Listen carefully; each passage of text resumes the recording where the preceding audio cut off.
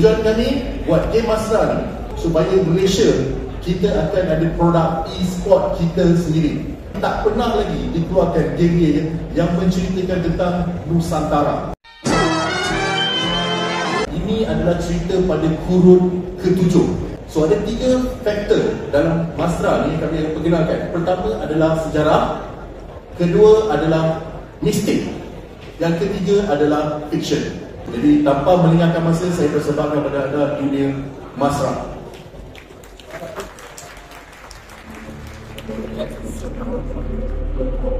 Pada kurun ke-7, Nusantara atau lebih dikenali sebagai Sang Hantar Raya terdiri daripada kerajaan-kerajaan masyhur seperti Sriwijaya yang memerintah kawasan Sumatera, Tanah Jawa dan bahagian barat Tanah Melayu hingga ke Borneo.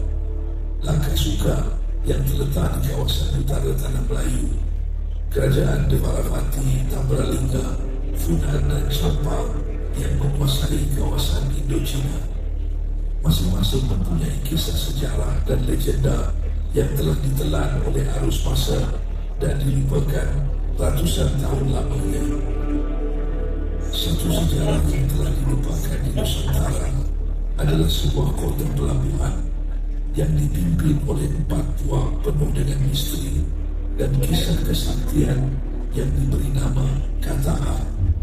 Sebuah kota pelabuhan mewah dengan hasil besi menjadi pusat persinggahan para pedagang dari berbagai penjuru dunia, termasuk dari China dan India.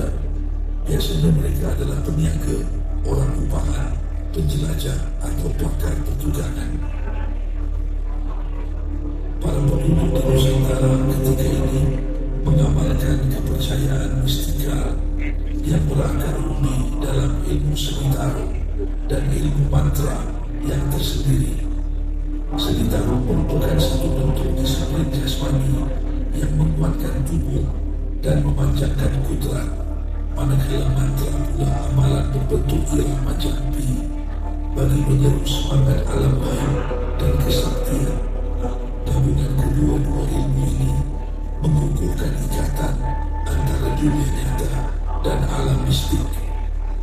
Mereka juga mendapatkan kekuatan luar biasa dari makhluk dimensi alam yang lain yang digelar Saka. Mereka dilahirkan dari unsur-unsur tertentu dan hidup di alam Saka yang penuh misteri. Saka hanya boleh wujud di alam manusia apabila diikat oleh mantra keturunan. Tanpa mantra ini, Saka akan kembali ke alamnya. Salah satu keunikan kota ini adalah wujudnya acara pertarungan maut seperti garasi rentak dan acara pertarungan rasmi di Pulau Sumpahan berdekatan Kataha yang diberi nama Pulau Angkara Murka. Pulau yang disumpah ini merupakan tempat pertarungan rasmi yang dianjurkan oleh puak-puak di kota Kataha.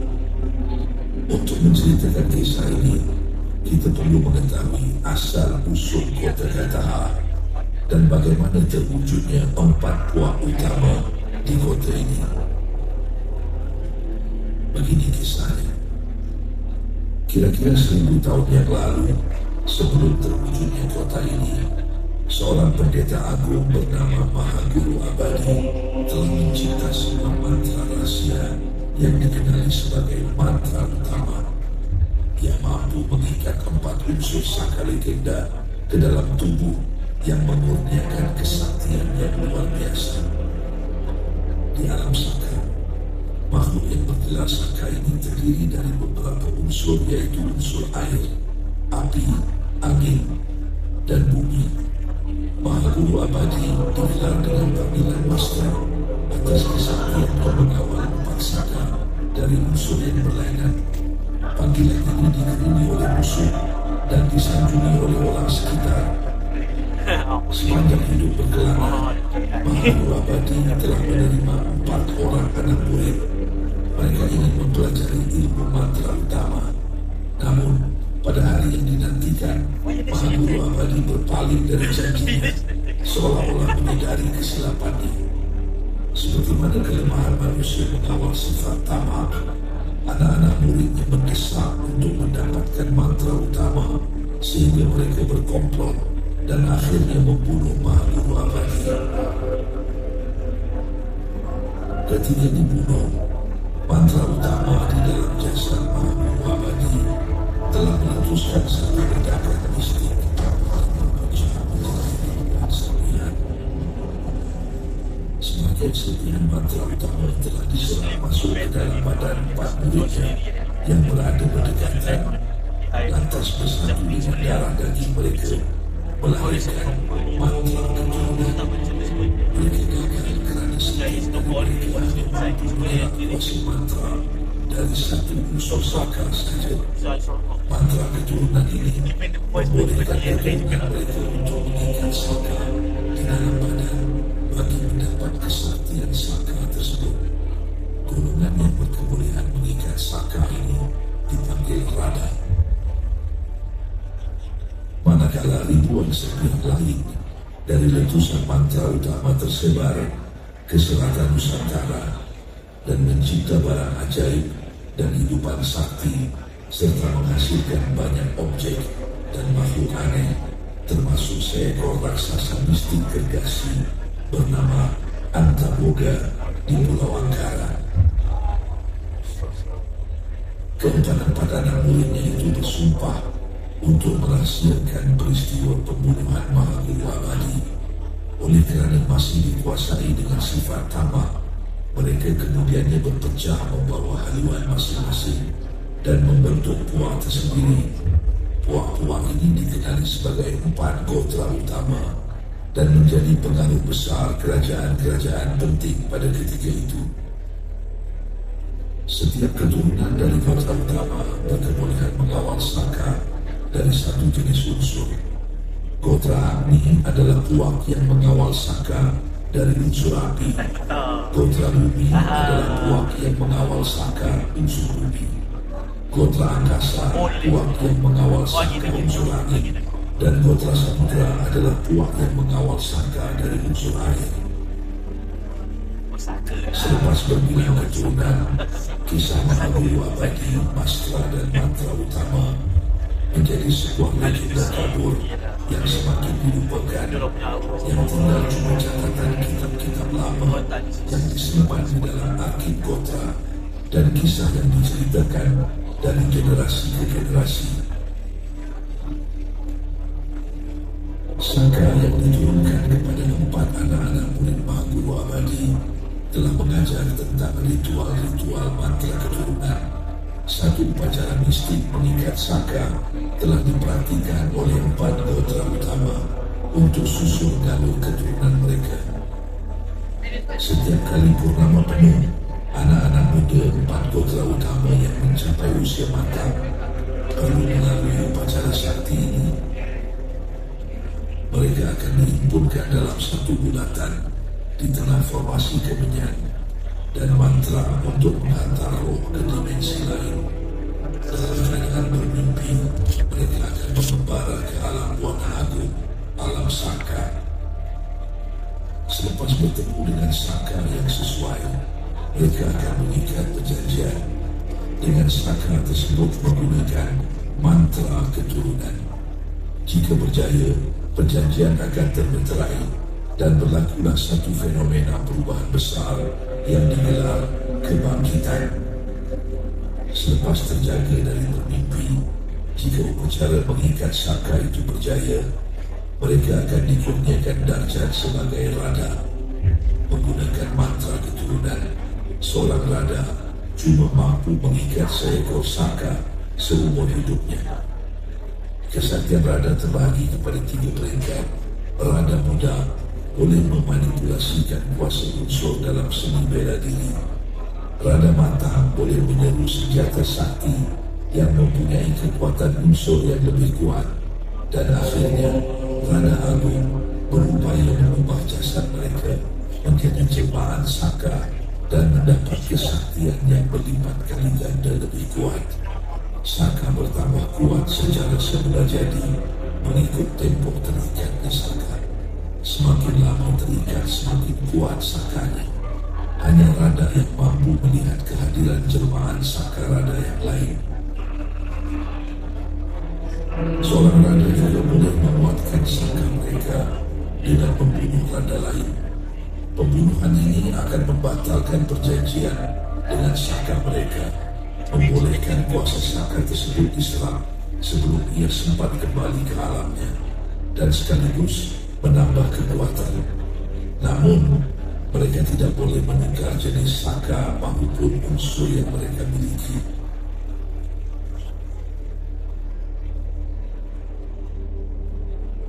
Sesuatu yang membuatkan mereka kembali ke Kataha apabila mereka tertarik dengan satu kristal mistik yang digelar batu Amerta di Pulau Angkara berdekatan Kataha. Batu permata berwarna ungu ini mampu memberikan kuasa luar biasa kepada objek atau senjata yang digabungkan dengan kristal ajaib ini. Penemuan kristal ini mencetuskan peperangan di antara keempat gotra utama, masing-masing berebut kuasa yang ada pada kristal tersebut. Selepas lebih 500 tahun peperangan dan perebutan kuasa di Pulau Angkara, satu pertempuran 4 penjuru yang maha dahsyat berlaku antara 4 gotra. Pertempuran ini membangkitkan rasa mistik gergasi Antaboga yang sedang tidur, terjaga dalam kemarahan yang meluap. Antaboga menyumpah semua yang berperang di pulau itu. Maka tamatlah peperangan tersebut, dan sejak itu pulau tersebut digelar Pulau Angkara Murka. Wakil-wakil dari 4 gotra utama kemudian telah bertemu dan menemui jalan damai, menghentikan perang 500 tahun. Begitulah cerita terbentuknya kota Kataha di bawah struktur pemerintahan baru gabungan 4 puak. Kota Kataha dipimpin bersama oleh 4 orang tua yang dikenali sebagai kepala berempat. Mereka terdiri dari wakil setiap gotra utama. Batu bersurat Kataha juga didirikan di dalam kota Kataha yang memeteraikan peraturan dan undang-undang Kataha.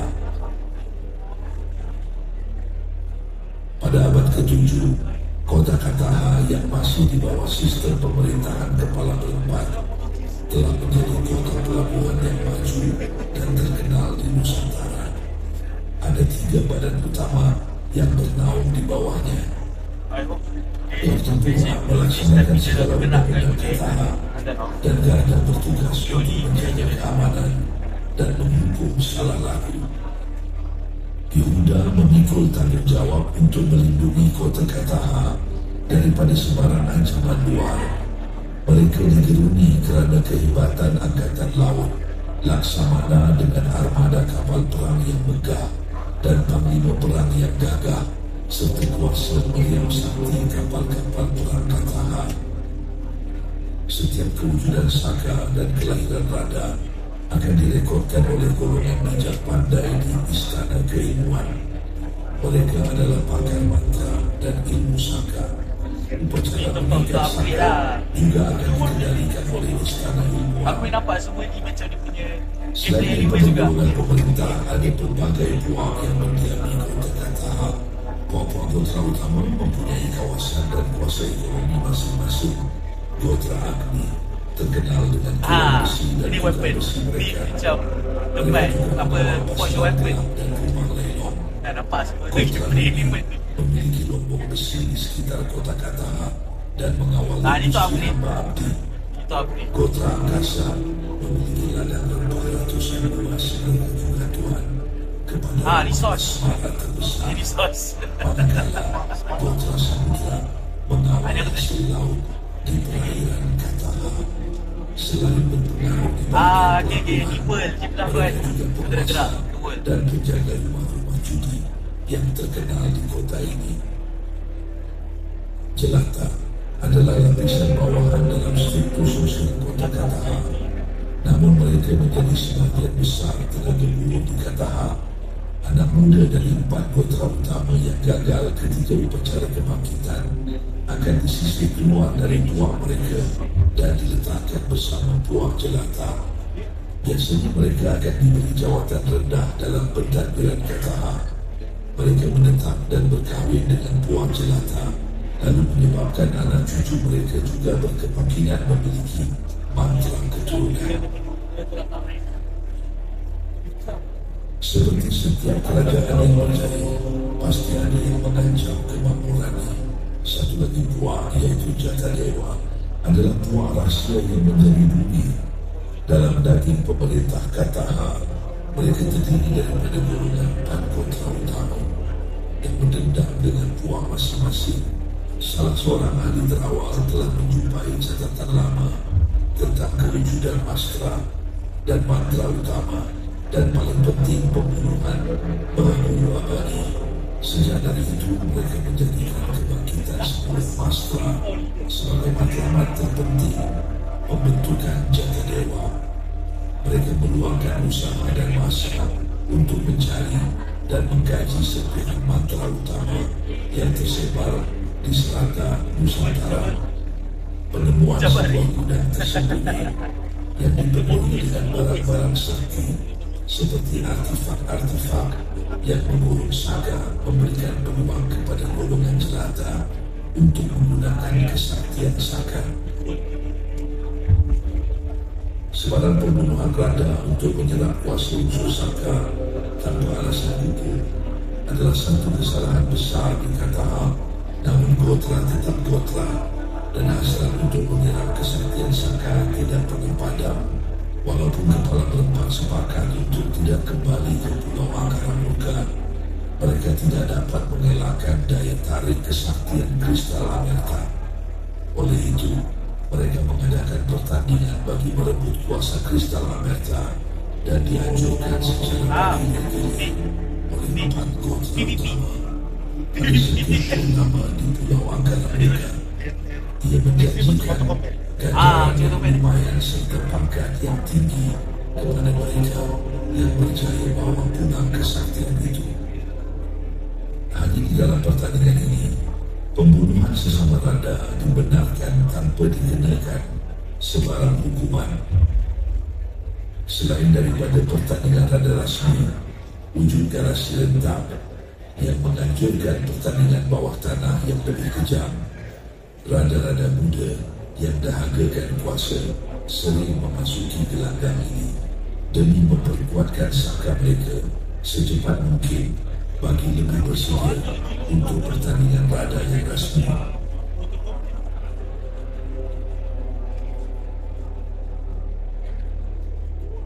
Ratus tahun selepas terbunuhnya kota Kataha, ia menjadi salah satu kota pelabuhan termaju dan terkaya di Sanada Raya. Perebutan kuasa di kalangan 4 kota utama berlaku sepanjang masa, cuma dalam keadaan berlapiskan undang-undang yang memang dibuat untuk memberi kelebihan buah masing-masing.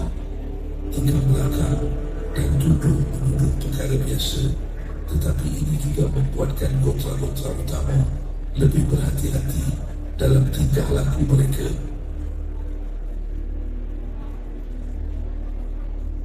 Dibendung arus dicampur takdir, namun darah tetap darah, takkan hilang. Jiwa keturunan tak pernah jauh dari bumi Nusantara. Gotra lahir dalam buana, seakan menunggu menyambut jasad yang bakal bangkit. Selamat datang ke dunia, Mastra.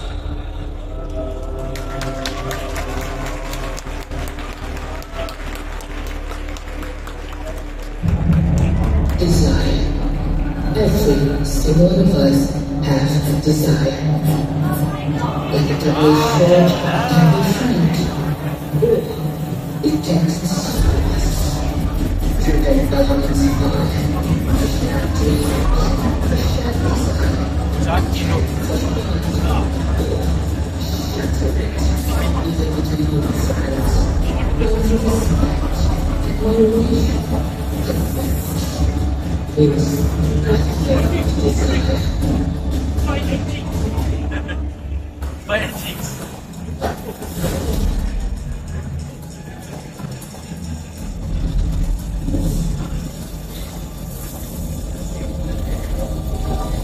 Okay.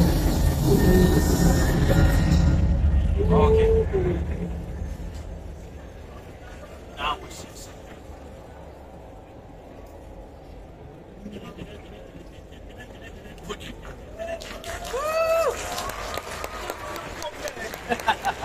So Masra, instead of just a game, kami Kodak Studios sedang berusaha untuk mengeluarkan animated series tentang kisah-kisah yang Betul akan ada disampaikan trend dalam tu. video Masra.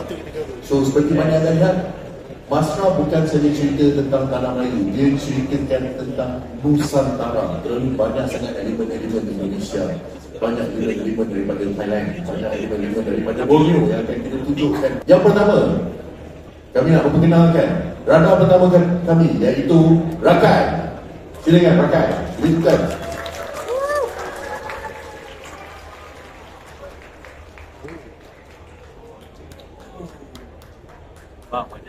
Ada dia nanti dia baca mantra. Radar mempunyai saka ikan todak, which is align dengan brand kami. Yang kedua adalah Remau. Silakan.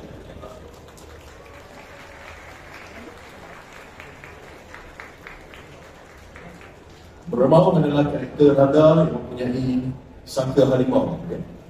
Dan yang ketiga adalah Menjaya.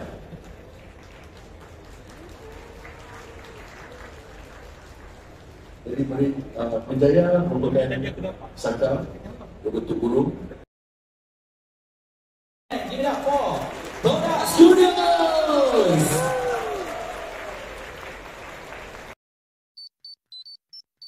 Sekiranya anda enjoy menonton video ini, jangan lupa untuk like, share dan subscribe kepada Buzzpop TV untuk lebih banyak video-video yang berkaitan dengan pop culture daripada komik, TV, filem, mainan dan juga banyak lagi. Majulah fandom untuk negara.